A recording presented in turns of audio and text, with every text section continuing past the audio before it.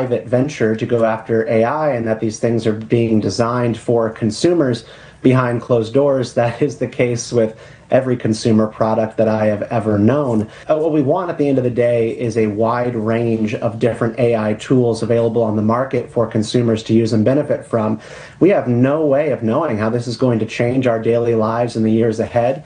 And more competition is generally going to be good. This is potentially quite dangerous. Do you agree with that or not? I do agree it's dangerous, but just going back to the case quickly, we should look at the timeline of events, right?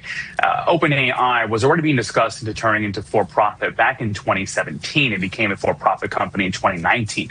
Elon Musk waited several years to sue because OpenAI is now worth $850 million, and that is now a direct competitor to Elon Musk's AI company. Now, this speaks to your previous guest speaking about the dangers here. We're looking at 2 of potentially 5 tech overlords who might dictate what happens globally due to the scale and massive power that AI is able to harness. And like he said, we are mere mortals in this fight. And I think, unfortunately, the worst is yet to come. I think the best is yet to come. We don't know yet what sort of technologies and changes to the workplace are going to come from different consumer-facing AI tools. But at the end of the day, what this was a big move to get OpenAI into the realm of being a profitable company. There is a huge need for cash infusion into this firm for it to grow and continue serving consumers products that people actually want to use. So it was never going to remain a nonprofit. I don't think that is a reasonable way to think about the future of AI, but there are wonderful labs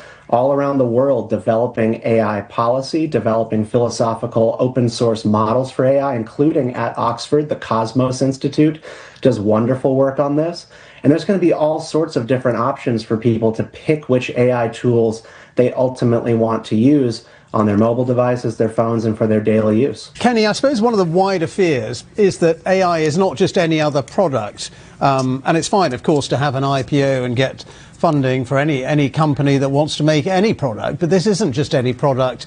It is artificial intelligence. And ultimately, there is a fear amongst some people, some experts, even some people who've helped create AI, that artificial intelligence could one day take over or rival human intelligence. Absolutely. And let me be clear. I am a capitalist at heart, and I believe AI is an exceptional tool. I use it every single day. But it doesn't take away from the fact that experts are saying there's something like a 10% chance that AI can wipe out humanity in an extinction level event. That, to me, is cause for real concern here. And what really causes concern for me is also the fact that AI, no one can tell me what is the goal of AI. What is the end goal in the best case scenario? It is a race to the bottom from these tech billionaires who are just trying to capture all the market share because there's so much value to be captured by AI. It is just, again, such a technology that we have never seen before, that it is going to fundamentally change our global politics, it's going to change our economics, it's going to change our civilization as we know it. And it is really hard to fathom that. So until we can make this technology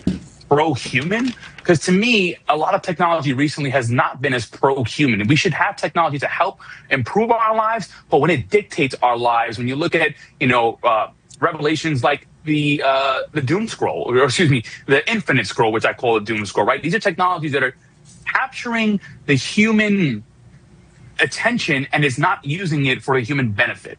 I think that's actually an interesting point you raised there about the Infinite Scroll versus the Doom Scroll. The Infinite Scroll is a feature that people use on these different social media apps like Instagram. It sort of keeps them locked in. But doom scrolling is a mentality. It's a reflection of what kind of stuff you're actually seeking out and then getting locked into on these different platforms. And at the end of the day, what we bring to AI as consumers and users of these tools, it's going to end up reflecting many of our worst and best impulses. I do not want governments being the ones who sort of shape how these things are ultimately going to work. I also don't love the idea of tech overlords, but we're going to have to continue to litigate this in the public square. And I'm glad that this is over between Musk and Altman so we can move on to the next phase.